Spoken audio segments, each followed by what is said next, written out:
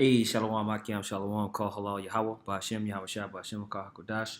Send double honors to the apostles and elders of Great Millstone. Much peace, love, and salutations to Yakim out there pushing a word in sincerity and truth. It's the brother Ariala. On this lesson, I just want to address the Jezebel spirit and feminism and how it destroys nations. And how the Jezebel spirit destroys nations. And right now, we have a crisis in the so-called Negro, Latino, and Native American families.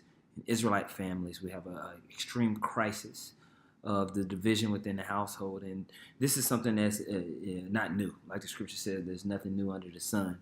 And this video here, one of the guys I watch on YouTube, his name is Coach Greg Adams. He has a lot of good videos addressing, just men and mindset, real kind of what they call red pill mindset. And in this particular video, he is addressing the Jezebel spirit, and he's listening to someone commentating on Jezebel. And I want to play a couple of the clips from this video and just highlight, how this pervasive thought or mindset of feminism has seeped deep into the Israelite woman's psyche, even the men's psyche that support it. And this is why we see such high divorce rates or broken families in the Israelite community. And this is why the thought and mindset of family within our people is so destroyed, and it keeps us from progressing in that way. And it's a part of the curses. When you go to the Deuteronomy chapter 28, it talks about how the woman shall have an evil eye towards her husband. And this feminist culture has developed that definitely, and caused our households to be completely turned upside down. Now, when you go to the book of Isaiah, the 3rd chapter, and you go down to the 12th verse, it says, "For as for my people, children are their oppressors, and women rule over them. O my people, they which lead thee cause thee to err and destroy the way of thy path." And so how we structure our mindsets towards family. You got all of these guys worshiping the woman and the whole black queen theology, and it's completely decimated the family. And so I just want to highlight this and touch more on this throughout some scriptures. Lord willing, this is edifying. Let me play this clip. The man who she ended up actually selecting as her husband, and who came with her, because we always talk about an orbit. An orbit came with her, and the importance of who that orbit is. Get your headphones ready. Let's listen to our narrator. Let's listen. The king of Israel at the time was Ahab, a weak, self-pitying man who abdicated his authority to his bride, the princess Jezebel. And we see that's definitely at the forefront of society, weak men, who have given up the authority to women, just like what we read in Isaiah, the 3rd chapter. In spite of God's laws forbidding idolatry and the worship of any god but the Lord, Ahab married this princess, who brought to Israel with her hundreds of priests of lewd Baal worship, a cult that tended to destroy manhood and drag womanhood into shame. Jezebel was such a domineering person that she soon became master over her weak husband. Sorry, guys, I realized that might have come in a little loud, but I hope you guys were able to make out exactly what was said there. Who she chose to marry. Now, who she chose to marry was the king of Israel at the time, Ahab. Ahab, a simp king. A simp king, a weak man that she could manipulate. She intentionally selected him. Not only that, this was a man of what? Power and status. A high status male, mind you. Okay? He was the king, Ahab, but he was a weak king. And she sought him out intentionally and married him. Now, we already know how she married him. She has that spirit. She gave up that peace leave. She flooded him with sex and told him everything he needed to know about himself in order to get in there. And with her, they said she brought a church of who? church of men, they had another word of pastors, I believe they used. She brought in orbit a legion of simps with her that was ready and able to validate her and keep her in the position of power that she had. And this is what we have today, man. We have these women gathering abroad, these wicked women gathering abroad. You know, we like to use the example of Cardi B and really just you see all these women at the forefront of society. And what do they have? They do have these orbiting males that worship them, man. Look at the fans-only accounts that's happening and going on today, where you have women using their body and sexuality to gain millions of dollars a day off of beta male simp dudes who worship women, man, who just want to be a part of validating women. And we see the corruption and downfall of our society. When we go to Ecclesiastes 7:26, it says, I find more bitter than death the woman whose heart is snares and nets, and her hands as bands. Whoso pleases the Most High shall escape from her, but the sinner shall be taken by her. And we have a whole nation of men taken by the philosophy that Jezebel brings. And what is that? Idolatry. And that's why you have a lot of these beta male simps up in these churches, a lot of these beta male simps up in these different Egyptology sects, and literally you even have a lot of beta male simps in the Israelite community. You know, basically putting the woman at the forefront of what should be worshipped, what should be followed, what should be, admired, and it's caused a rapid downfall of our nation. When you go to Sirach, the 25th chapter, and the 21st verse, it says, stumble not at the beauty of a woman, and desire her not for her pleasure. All right? Whenever you will get with a woman, it should be for what? Enterprise, building, legacy. You should be very, very calculated in who you attach yourself with, not just for personal pleasure. Now, definitely you want to be attracted to a woman, but ultimately you want to be looking deeper than that. It says, 22 says, a woman, if she maintain her husband, is full of anger, impudence, and much reproach. A wicked woman abateth courage, maketh an heavy countenance, and a wounded heart. A woman that will not comfort her husband in distress maketh weak hands and feeble knees. Of the woman became the beginning of sin, and through her we all die. Right? Give the water no passage, neither a wicked woman liberty to gad abroad. All right? If she go not as thou wouldest have her, cut her off from thy flesh, and give her a bill of divorce, and let her go. And, in this society, doing that is extremely difficult. But it all starts with mindset. And you're taught in this world, you're taught in this society to worship women and to put women on a pedestal. But women have no mindset or have not been taught how to properly treat a man, how to be a helpmeet, how to come and build a legacy along with their man. They feel like they should be catered and taken care of. Now women these days feel like the men should cook and clean even. They're like, well, you need to bring all these things. All the thing that I need to bring to the table is sex. And the man should bring everything else. And then, the sex is not even exclusive. She gives sex to anybody that she's attracted to at that moment. Okay? And this is the society that we live in. And it's just getting worse and worse and worse and worse and worse and worse and worse, man. All right? And these scriptures, when we bring them out, you have a legion of orbiting beta male simps come on a comment board protecting Jezebel. Leave her alone. What about the men? When we deal with the men all the time, when we deal with how the men should be constantly, but when we bring up these concepts of feminism and how it's broken the relationship between men and women that the Most High wants, you literally have these trained simp men come to protect the idea of Jezebel and who she is. Okay? And it's just disgusting.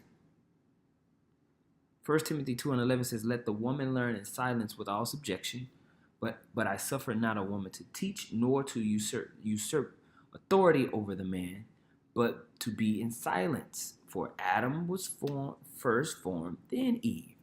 And Adam was not deceived, but the woman being deceived or manipulated was in the transgression. All right? Notwithstanding, she shall be saved in childbearing legacy. All right? If they continue in faith and charity and holiness with sobriety. If they chill out and do the motherly duties within the house and focus on that, she's good. But when a woman is trying to be at the forefront and run things, she's easily manipulated because women are emotional beings. And it's just true. It's just true. Everybody calm down. It's just true. So not only did she bring an orbit of simp that would back her up and keep up and prop up the immorality and adultery that she brought with her, she married a weak king, and that king allowed her legions of simps to come in there. And that's why as you come into this truth and you start to stand up more manfully, you get resistance from the world. You get resistance from your woman. You get resistance because everybody's been taught opposite. Masculinity is seen as toxic in this society. Having an alpha male mindset and going about things manfully is seen as a threat. It's seen as overly aggressive. And they described it as a cult. We call simpism a cult. We call PUA, most of it, a cult. A cult that destroyed manhood and masculinity and dragged womanhood into shame. Mm-hmm. That's what it said. Am I not? So now you have basically a culture of women just being hoes. And it's WAP. Okay? And it's literally pushed as the excellence of how to be a woman. This is how you go into society and get what you want, girl. This is what an independent woman would do. So you have this independent, feministic, whorish culture dominating in this society. And this is why family is failing. Okay, I'm going to skip ahead and get to the next clip. To assume dominance over you and convince you that she can lead. Oh, there's a good point he made. Let's talk about this. Jezebel used the same things we see today to manipulate and assume power. The power and the dominance that she needed to use her physically, naturally gifted things and the peace leave in order to assume dominance over you and convince you that she can lead. Let's talk about it. Let's hit our narrator right here. In the meantime, Jezebel was proving herself to be the greedy, murderous, evil woman she truly was. A righteous man named Naboth owned a vineyard next to Ahab's palace. Ahab offered to buy the vineyard, but Naboth, honoring God's commands to keep inheritances in his family, rightly refused to sell. Ahab became sullen and angry and went home to sulk on his bed. Jezebel ridiculed him for his weakness and told him to cheer up, for she would get the vineyard for him. She plotted with two lying scoundrels to have Naboth falsely accused and denounced, then put to death. She calmly declared to Ahab that the vineyard was his. Here we see the formula for a disastrous marriage. A weak, childish man who allows his evil, domineering wife to rule the home. This is the exact opposite of God's plan for marriage. A loving husband who leads his family and whose care for his wife mirrors that of Christ and his church. And a godly woman who submits to her husband as to the Lord, each submitting to one another out of reverence to Christ. All right, brothers, you guys are hearing this? These people are against righteousness. They're against the right message. Anybody who opposes me is against the right message because they can never call me a liar. And I want you to listen to them carefully when they talk about me in their videos. Do they ever call CGA? Do they ever call Coach Greg Adams? Do they ever say that guy is lying to you? They never say that. They say that they oppose me, but opposition doesn't mean that they're in the right position either. They just oppose me, but they don't oppose What they're opposing is the truth. What they are opposing is righteousness, the right message that will empower you. That's what. And that's what's happening to us, man. It's at the forefront of teaching the scriptures, man. We're being opposed by this world. That's why the scriptures talk about us pulling down strongholds. And this is a major stronghold. The family unit is critical. It's critical for the teaching of the legacy to the children. It's critical for the stability of the nation. And to go and destroy the family structure, basically you've dissolved, the forefront or the power of just pushing on the glorification of Yahweh Shem Yahushua. And as we heard that clip, Jezebel is using murder, deceptive tactics to get, unrighteous gain, and weak beta scent males are falling for it. And this is the case, bro. Even when you read in the book of First Ezra, the 4th chapter, you go down to, it talks about, what's the most, powerful thing, and they talk about in this section, it's talking about women. You go down to verse 26, it says, yea, many there be that have run out of their wits for women and become servants for their sakes. Many also have perished and erred and sinned for women. And now do ye not believe me? Is not the king great in his power? Do not all regions fear to touch him? Yet I see him and Apaime, the king's concubine, the daughter of the admiral Barticus, sitting at the right hand of the king, and taking the crown from the king's head, setting it upon her own head.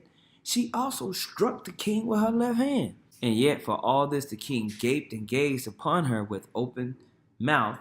If she laughed upon him, he laughed also. But if she took any displeasure in him, the king was framed to flatter, that she might be reconciled to him again. O ye men, how can it be but women should be strong, seeing they do thus? And so we have to keep that mindset. We have to keep that mindset when we see how they try to manipulate who we are in this society, that they push for men to basically be underneath the woman, And we see how these women, there's this stereotype of the so-called black woman, and it's a generalization. But the generalization holds firm because of the ideologies that's pushed out there, of a loudmouth, contentious woman. And that's seen as independence and strength in this society, but it's actually dissolving the family structure. Proverbs 21:19 says, it is better to dwell in the wilderness than with a contentious and angry woman. I don't even want to read that one. Proverbs 14:1 says, every wise woman buildeth her house, but the foolish plucketh it down with her hands. Okay? We have to be mindful of this, because the Most High gave instruction on how women should be. Okay? When you read here in Proverbs 31, it's not for a woman to basically do something on her own when she comes with a man. A woman is given major order and major authority within a household to help build. So it's not that the scriptures are devaluing women. The scriptures just said it's just simply putting women in their righteous order. When you read Proverbs 31:10, it says, who can find a virtuous woman? For her price is far above rubies. The heart of her husband doth safely trust in her, so that he shall have no need of spoil. Right? But are our children or our daughters being groomed in that mindset? No, they tend to be groomed in a mindset that's basically to be independent of a man and basically to spite men or to control and manipulate men like Jezebel and use men.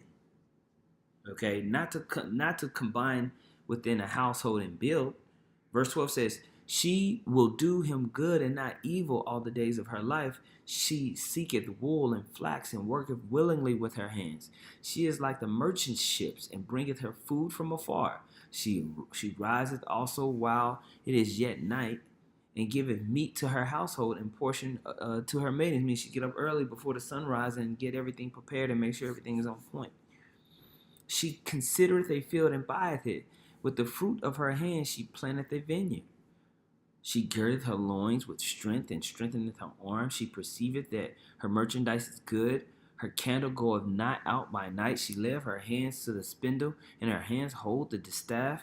Her strength, she stretcheth out her hand to the poor, yea, she reacheth forth her hands to the needy. She is not afraid of the snow for her household, and all her household are clothed with scarlet. She maketh herself coverings of tapestry.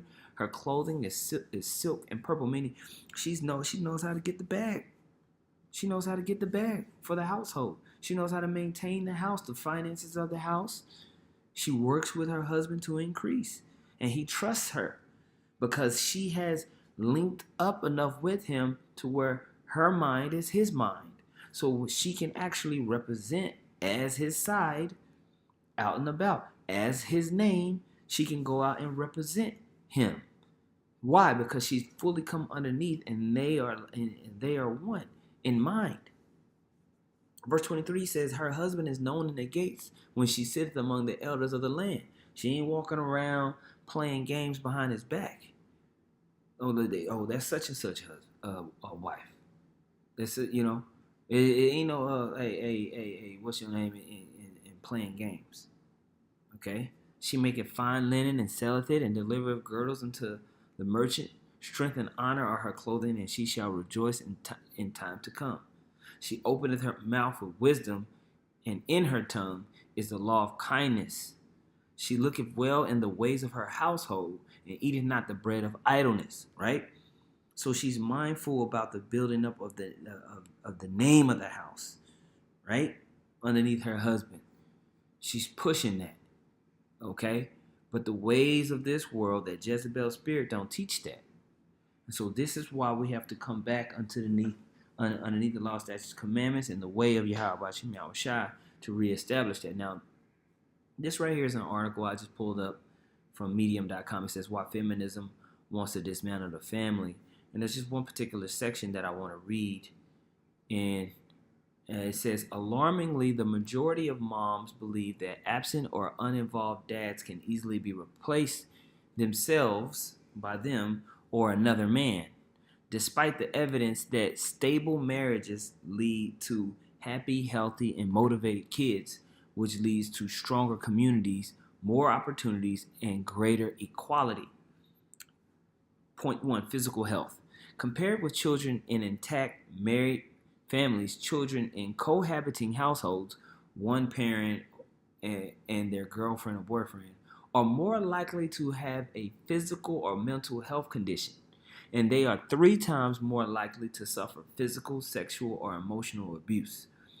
Unhappy couples have depressed immune systems, and their children have elevated stress hormones. Stress is regulated by social systems. The brain regions involved in social relationships are the same ones that control stress response. They develop together, and therefore development problems in the stress response can interfere with the development of social and emotional functioning, and vice versa. That's why we see tons and tons of these children on ADHD drugs. They're taking antidepressants. They're all out of whack and bugged out. Why?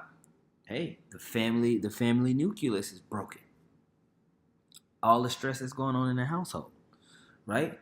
Mental health. Children raised by single moms are more likely to be on ADHD medication and are more likely to need professional treatment for emotional or behavioral problems. As adults, children who grow up with married parents are less likely to have mental health problems. Especially true for daughters. Look at that. My goodness, man. Poverty. Both physical and mental health are influenced by socioeconomic status. Children of single parents, 4 out of 5 of which are women, are far more likely to grow up in poverty and have lower rates of upward mobility than children of married parents. The current welfare system discourages single mothers from establishing a stable 2-parent household, despite a portion of welfare funds allocated to promote this kind of family structure. This is because women who marry or maintain a home with the biological father of their children can face the reduction or loss of their benefits. So if they stay with the man that they had a baby with, they'll see reduction of their benefits. So they're actually encouraged to leave him. You know, this is running rampant amongst our people right now.